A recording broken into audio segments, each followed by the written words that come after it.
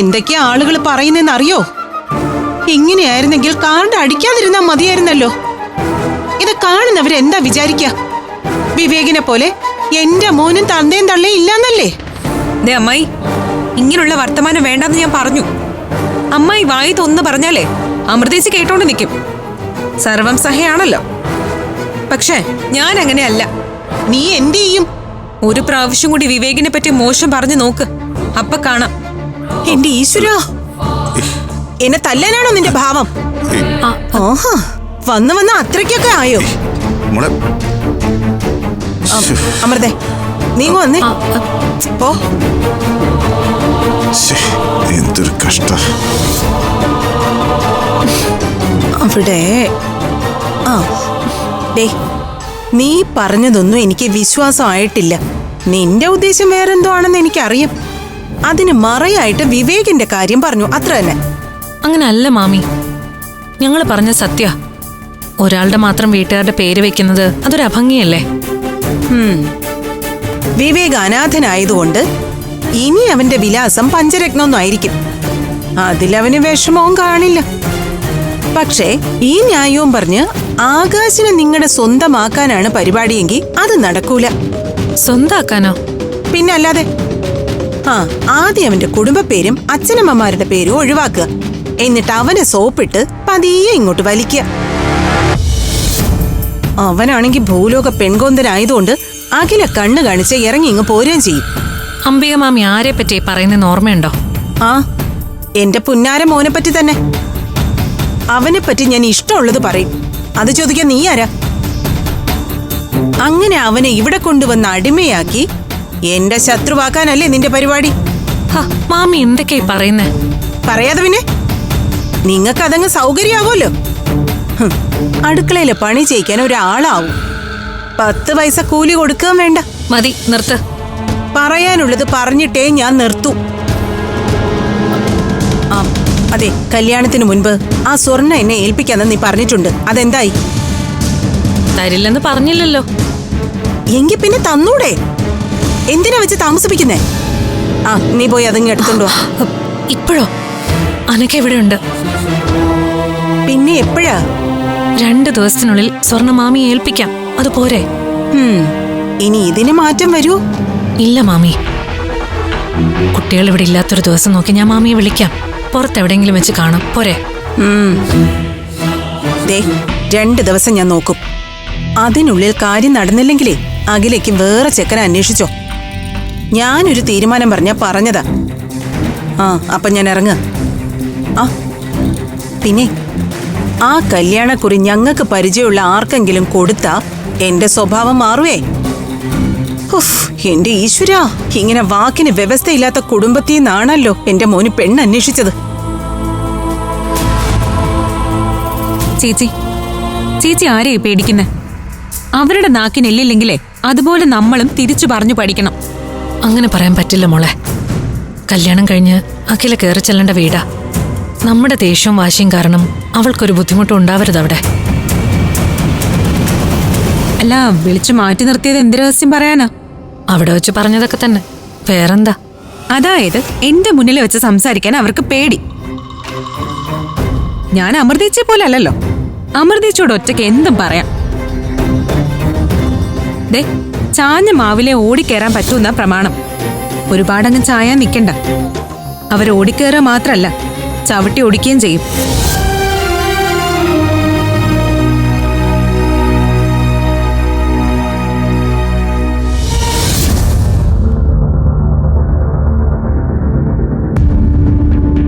ആ കാർഡ് എങ്ങനെ അവരുടെ കൈ കിട്ടിയത്?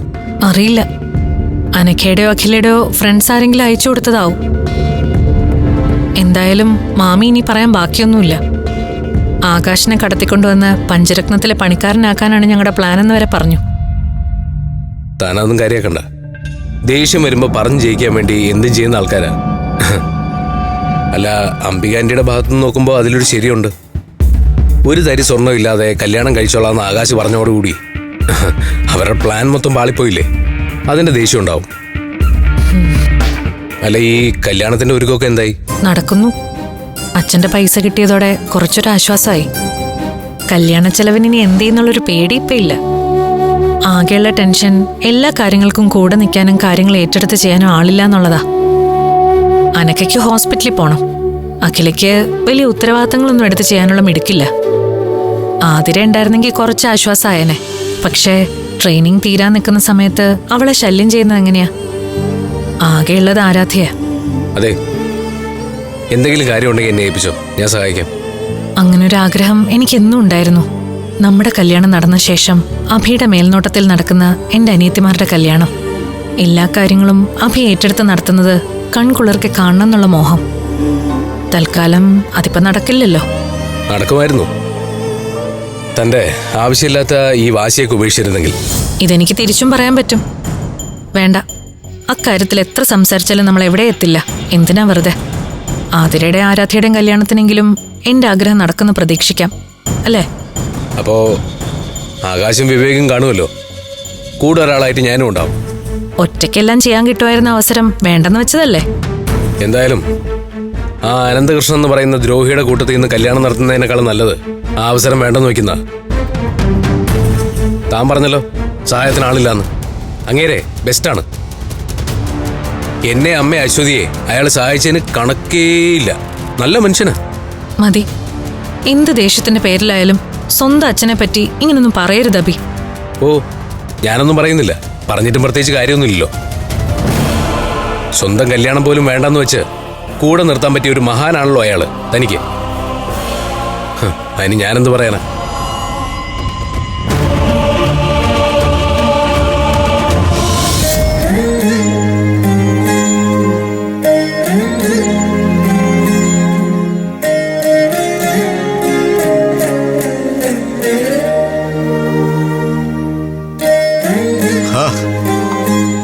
സാറ് പുറത്തോട്ടാണെന്ന് തോന്നുന്നു. കല്യാണം അങ്ങ് അടുത്തില്ലേ കൃഷ്ണ? ഒരുപാട് കാര്യങ്ങൾ ചെയ്തു തീർക്കാനുണ്ട്. എല്ലാത്തിനും ഞാനൊരാളല്ലേ ഉള്ളൂ. സദ്യക്കുള്ള സാധനങ്ങളൊക്കെ നേരത്തെ പറഞ്ഞു വെച്ചാൽ പിന്നെ ആ സമയത്ത് ബുദ്ധിമുട്ടുണ്ട. അതിന് സാറ് തന്നെ പോണമെന്നുണ്ടോ? ഞാനിവിടെ ഇല്ലേ? സത്യം പറഞ്ഞ കല്യാണം വിളിക്കാൻ മാത്രം സാറ് പോയാൽ മതി. ബാക്കിയൊക്കെ ഞാൻ ചെയ്തോളാം. കൃഷ്ണ, എല്ലാം തനിയെ ചെയ്യുമ്പോഴേ മനസ്സിനൊരു വല്ലാത്ത സന്തോഷം. കുട്ടികൾ മുതിർന്ന് കല്യാണപ്രായമാവും വരെ അവരുടെ ഒരു കാര്യങ്ങളും ഞാൻ ഇതുവരെ ശ്രദ്ധിച്ചിട്ടേ ഇല്ല. ഇപ്പൊ ആദ്യമായിട്ടൊരു അവസരം കിട്ടുമ്പോ അതങ്ങ് ആഘോഷിച്ചു കളയാം. എന്താടോ, എന്തു പറ്റി? സാറ് ഭാഗ്യം ചെയ്ത മനുഷ്യനാ. ചെറുപ്പത്തിലെ കുട്ടികളെ ഉപേക്ഷിച്ചു പോയിട്ടും തിരിച്ചു വന്നപ്പോൾ അവർ രണ്ട് കൈ നീട്ടി സ്വീകരിച്ചില്ലേ? എന്റെ കാര്യമോ? ഈ ജന്മത്ത് അഭിമന്യൻ എന്നോടുള്ള ദേഷ്യം മാറില്ല. അവന്റെ കല്യാണത്തിനോ അശ്വതിയുടെ കല്യാണത്തിനോ ഇങ്ങനെ കാര്യങ്ങളൊക്കെ നോക്കി നടത്താൻ എനിക്ക് പറ്റുമോ? അച്ഛന്റെ സ്ഥാനത്ത് നിന്ന് തീരുമാനങ്ങൾ എടുക്കാൻ പറ്റുമോ? ഇല്ല, അവൻ സമ്മതിക്കില്ല. കല്യാണം എന്നോട് പറയാൻ പോലും സാധ്യതയില്ല. വിളിക്കാതെ അറിഞ്ഞു കേട്ട് ചെന്നാ ഇറക്കിവിടാനും മതി. ഇടോ, അതൊക്കെ മാറുമെന്നേ, എല്ലാം മാറും. അഭിമന്യുവിന്റെ മനസ്സ് കല്ലൊന്നും അല്ലല്ലോ. അവന്റെ മനസ്സിലെ ദേഷ്യവും പതുക്കെ ഇല്ലാതാവും. താൻ കുറച്ച് നാളുടെ അങ്ങ് ക്ഷമിക്കേ. അശ്വതിയുടെ കാര്യം ഓർക്കുമ്പോഴാ കൂടുതൽ സങ്കടം. അവൾക്ക് എന്നെ കാണണമെന്നും സംസാരിക്കണമെന്നൊക്കെ ഉണ്ട്. പക്ഷേ അഭിയറിഞ്ഞാൽ പ്രശ്നമാവും. കുറച്ചു നാൾ കഴിഞ്ഞ് അവളുടെ കല്യാണവും വരും. മണ്ഡപത്തിൽ അവളുടെ കൈ പിടിച്ചു കൊടുക്കാൻ എനിക്കൊരവസരം കിട്ടില്ല. അങ്ങനെ ഒരു ആഗ്രഹം അവൾ പറഞ്ഞാലും അഭിസമ്മതിക്കില്ല. അവളുടെ കല്യാണം തീരുമാനിച്ചൊന്നുമില്ലല്ലോ. ഇപ്പൊ പഠിക്കല്ലേ?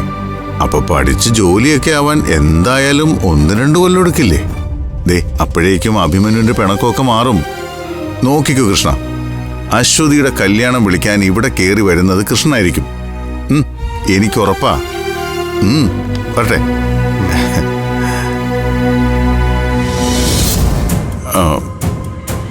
കൃഷ്ണ, ഞാനിപ്പോ പോകുന്നതും ഒരാളെ കല്യാണം വിളിക്കാനാ. കഴിഞ്ഞ കുറേ നാളായി ഞാൻ മനസ്സിൽ കൊണ്ടു നടന്ന ഒരു വാശി തീർക്കാൻ. ഞാനായിട്ട് ആരെയാണ് ആദ്യം കല്യാണം വിളിക്കേണ്ടതെന്ന് ആലോചിച്ചപ്പോ എന്റെ മനസ്സിലേക്ക് വന്നത് ആ മുഖമാണ്. അങ്ങനെ ഒരാളോ? അപ്പൊ പിന്നെ ഞാൻ വിചാരിച്ചു അവിടുന്ന് തന്നെ തുടങ്ങാന്ന്. ആരാ സാറേ അത്? എന്റെ മക്കളുടെ കല്യാണം നടത്താൻ സമ്മതിക്കില്ലെന്ന് വെല്ലുവിളിച്ചോളെ തന്നെ വേണ്ടേ ആദ്യം കല്യാണം വിളിക്കാൻ? കൃഷ്ണ, ചില വാശികൾ ജയിക്കുമ്പോഴേ ലോകം കീഴടക്കിയ സന്തോഷം കിട്ടും. ആ കലാപതിയാണ്. അവിടെ തന്നെ കലാവതിയെ.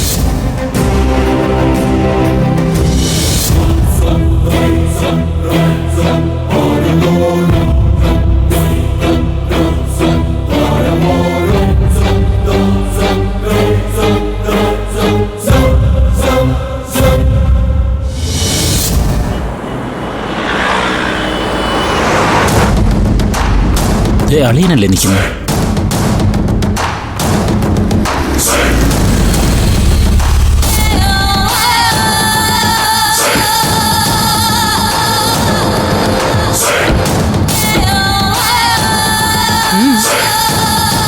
എന്റെ ചന്ദ്ര, ഇങ്ങനെ വഴിയിൽ കാത്തു നിൽക്കേണ്ട കാര്യമൊന്നുമില്ല. ഏത് സമയത്തും ചന്ദ്രന് വേണ്ടി വാതിൽ തുറന്നിട്ടിരിക്കുന്ന ഒരു വീടുണ്ടല്ലോ എനിക്ക്. അങ്ങനെ നീ പണ്ട് തുറന്നിട്ട വാതില നിന്റെ ജീവിതം ഇങ്ങനെയാക്കി മാറ്റിയത്. ആ വാതിലൂടെ അകത്ത് കയറിയപ്പോ എന്റെ കുടുംബത്തിന്റെ വാതിൽ എന്റെ പിന്നിലടഞ്ഞു. ആ വാതിലൊന്ന് തുറന്നു കിട്ടാനും എന്റെ മക്കളെ ചേർത്ത് പിടിക്കാനും പിന്നെ ഒരുപാട് കാലം എടുത്തു.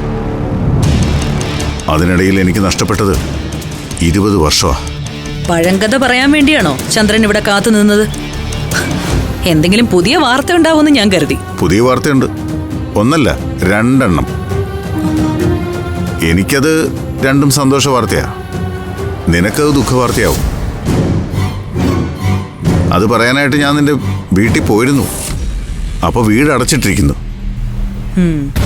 സർക്കാരിൽ നിന്ന് കിട്ടാനുള്ള പണം കിട്ടാതിരിക്കാൻ നീ ഉണ്ടാക്കിയ തടസ്സങ്ങളൊക്കെ മറികടന്ന് കാശ് എന്റെ അക്കൗണ്ടിലേക്ക് വന്നു. അത് ആദ്യത്തെ വാർത്ത. അക്കാര്യത്തിൽ നിനക്ക് ഇനി ഒന്നും ചെയ്യാനില്ല. അതെ, ആ കാശ് എൻ്റെ ഈ ചേച്ചിക്ക് കൂടെ അവകാശപ്പെട്ടതാ. നിങ്ങളൊരു കാര്യം മനസ്സിലാക്കണം. ജോലിയും കൂലിയും ഇല്ലാതിരുന്ന കാലത്തെ നിങ്ങളെ സംരക്ഷിക്കാനേ എൻ്റെ ഈ ചേച്ചി ഉണ്ടായിരുന്നു.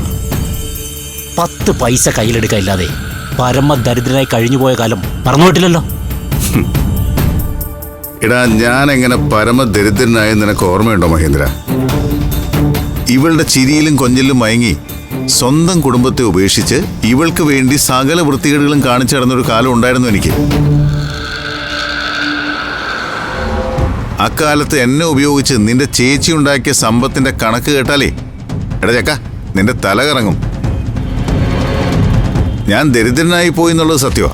പക്ഷെ എങ്ങനെ? ഇവൾക്ക് വേണ്ടി വഴിവിട്ട കാര്യങ്ങൾ ചെയ്തതിന് സസ്പെൻഷനിലായപ്പോ, വിജിലൻസ് കേസ് ഒന്നിനു പുറകെ ഒന്നായി വന്ന് കോടതി കയറേണ്ടി വന്നപ്പോ, ഓർമ്മയുണ്ടോ നിനക്ക്? എന്നെ കൊണ്ട് നേടാവുന്നതൊക്കെ നേടിക്കഴിഞ്ഞപ്പോ നിന്റെ ചേച്ചി നിഷ്കരണം എന്നെ പെരുവഴിയിലേക്ക് ഇറക്കി വിട്ടു. ചെയ്ത ദ്രോഹങ്ങളൊക്കെ മറന്ന് എന്റെ കുട്ടികൾ എന്നെ കൈനീട്ടി സ്വീകരിച്ചില്ലായിരുന്നെങ്കിൽ പെരുവഴിയിലായി പോയേനെ ഞാൻ. എന്നിട്ടിപ്പോ നിന്റെ ചേച്ചിക്ക് എന്റെ കാശിന്റെ പങ്ക് വേണം അല്ലേ? ചന്ദ്ര, പണ്ടും ഒന്നും ചോദിച്ചു വാങ്ങിച്ച് എനിക്ക് ശീലമില്ല. എനിക്ക് വേണ്ടത് ഞാൻ ഇങ്ങ് എടുക്കും. എടുക്കാൻ സമ്മതിച്ചില്ലെങ്കിൽ പിടിച്ചു വാങ്ങും. ചന്ദ്രന്റെ കയ്യിൽ ഇപ്പൊ ഇരിക്കുന്ന കാശിന്റെ അവസ്ഥ അങ്ങനെ തന്നെയാ. നീ ആര് ദൈവോ? നിന്റെ ഇഷ്ടം മാത്രം നടക്കാൻ. ഇനി 2ാമത്തെ വാർത്ത. ദേ, എന്റെ മക്കളുടെ കല്യാണമാണ്. 2ാമത്തെ മകൾ അനഘയുടെയും 3ാമത്തെ മകൾ അഖിലയുടെയും. ഞാനിതുവരെ ആരെയും ക്ഷണിച്ചു തുടങ്ങിയിട്ടില്ല. തുടങ്ങാന്ന് വിചാരിച്ചപ്പോഴേ മനസ്സിലാകെ ഒരു ആശങ്ക, ആരെ വിളിച്ച് തുടങ്ങുമെന്ന്. അപ്പോഴാണ് നിന്നെ ഓർത്തത് ഞാൻ. എന്റെ കുടുംബത്തിന്റെ മേൽ ഒരു വിഷവൃക്ഷമായിട്ട് ഇങ്ങനെ നിൽക്കാൻ തുടങ്ങിയിട്ട് കാലം കുറെ ആയില്ലേ? എന്റെ മക്കളുടെ കല്യാണം മുടക്കാൻ നീ ചെറിയ കളിയൊന്നും അല്ലല്ലോ കളിച്ചത്. അപ്പൊ പിന്നെ ഞാൻ നിന്നെ വിളിച്ച് എന്നെ കല്യാണം വിളി തുടങ്ങാമെന്ന് വിചാരിച്ചു. കാർഡ് വരണം. മഹേന്ദ്ര, നിനക്കായിട്ട് ഞാൻ പ്രത്യേക കാർഡൊന്നും എടുത്തില്ല. എന്നാലും നീയും വരണം കേട്ടോ. കാര്യങ്ങൾ ചെറുതായിട്ടൊന്ന് അനുകൂലമായപ്പോഴേക്ക് ചന്ദ്രന്റെ ആത്മവിശ്വാസം അങ്ങ് ഹിമാലയത്തോളം വളർന്നല്ലോ. 2 പെൺമക്കളുടെ കല്യാണമാണ്, സമ്മതിച്ചു. പക്ഷേ മൂത്ത മകളുടെ കാര്യമൊന്നും പറഞ്ഞില്ലല്ലോ. അവളെ കെട്ടിച്ചു വിടുന്നില്ലേ? അതെ, അവളെ ആരെങ്കിലും കെട്ടുന്നുണ്ടെങ്കിൽ അത് ഞാൻ തന്നെയായിരിക്കും. കലാവതി, അവളുടെ കല്യാണവും നടക്കും. ആ അവൾക്കിഷ്ടപ്പെട്ട ആളുമായിട്ട് അവൾ ജീവിക്കുകയും ചെയ്യും. കല്യാണം നിശ്ചയിച്ച ദിവസം പോലീസ് സ്റ്റേഷനിൽ കയറേണ്ടി വന്ന പെണ്ണാവള്. അത് ചന്ദ്രൻ അങ്ങ് മറന്നോ? അന്നെനിക്ക് അത്രയും ചെയ്യാൻ പറ്റിയെങ്കിൽ ഇന്ന് അതിൽ കൂടുതലും പറ്റും ഈ കലാവതിക്ക്. വെറുതെ ഇരുമ്പിൽ കടിച്ച് പല്ല് കളയാനൊന്നും നിൽക്കല്ലേ ചന്ദ്രൻ. എന്തായാലും വിളിച്ചതിൽ സന്തോഷം. എന്റെ മക്കളുടെ സ്ഥാനത്തുള്ള കുട്ടികളല്ലേ, ഞാൻ വരും, ഒരമ്മയുടെ സ്ഥാനത്ത് നിന്ന് നടത്തിത്തരും. പക്ഷേ അതുകൊണ്ടൊന്നും താൻ ജയിച്ചു എന്ന് കരുതണ്ട ചന്ദ്ര. മൂത്തവള് ബാക്കിയുണ്ടല്ലോ. അവളുടെ കഴുത്തില് മഹേന്ദ്രന്റെ താലി വീഴും വരെ ഞാൻ വെറുതെ ഇരിക്കില്ല. എത്രയായാലും തോൽവി സമ്മതിക്കാത്ത നിന്റെ ഈ ധൈര്യം ഉണ്ടല്ലോ, അത് കൊള്ളാം.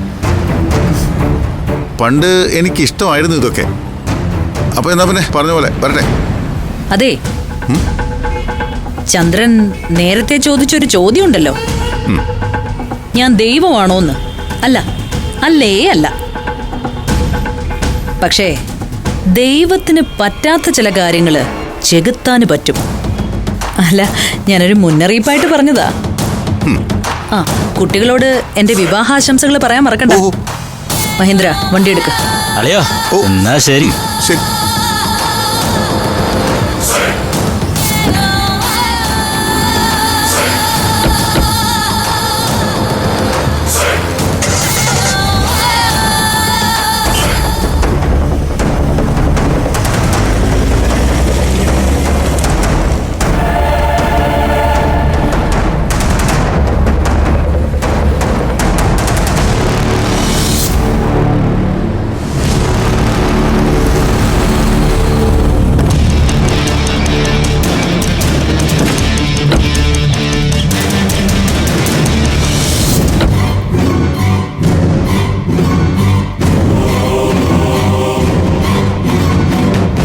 ഇതാരാ വാതിൽ തുറന്നിട്ടത്?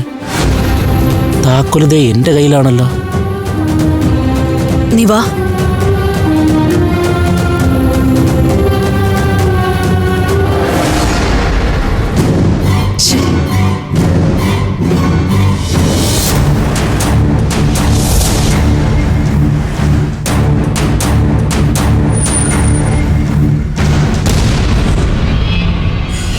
ആരൊക്കെ ഉണ്ടല്ലോ ചേച്ചി ഇവിടെ? അല്ല, ചന്ദ്രസേനൻ ഇവിടെ വന്നിട്ടാ പോയെന്നല്ലേ പറഞ്ഞേ? അയാളായിരിക്കോ തുറന്നിട്ടത്? താക്കോലില്ലാതെ. അതാരാ? വാ.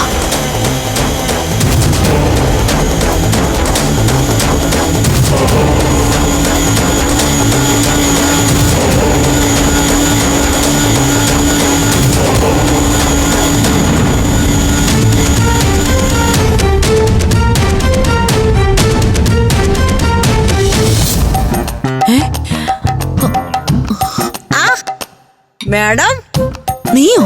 നീ പിന്നെ വന്നോ? വരാതെ എവിടെ പോവും? വേറെ ഗതിയില്ലാതെ ഞാൻ എന്ത് ചെയ്യും? എങ്ങനെയാടി നീ അകത്ത് കയറിയത്? പൂട്ട് വിളിച്ചോ? പൊളിക്കുന്ന എന്തിനാ? ഏത് പൂട്ട് തുറക്കാൻ എനിക്കറിയാം. സകല കള്ളത്തരങ്ങളും മേഡം തന്നെയല്ലേ എന്നെ പഠിപ്പിച്ചു തന്നത്. നിന്നോട് എന്നെ കൺവെട്ടത് കാണരുതെന്ന് പറഞ്ഞാലേ ഞാൻ. എന്നിട്ട് നീ എന്ത് ധൈര്യത്തിലാ അകത്ത് കിടന്നത്? ഞാൻ പറഞ്ഞില്ലേ, എനിക്ക് വേറെ ആശ്രയമില്ല. ആശ്രയമില്ലാത്തവർക്കെല്ലാം കേറി നിറങ്ങാനുള്ളതല്ല എന്റെ വീട്. ഇപ്പോ ഈ നിമിഷം ഇവിടുന്ന് ഇറങ്ങിക്കോളാം. ചേച്ചി എന്തെങ്കിലും അവരോട് സംസാരിക്കാൻ നിൽക്കുന്നത്? പിടിച്ചവരെ പുറത്താക്ക്. അല്ലേ വേണ്ട, ഞാൻ അങ്ങോട്ട് വരാം. നിക്ക്.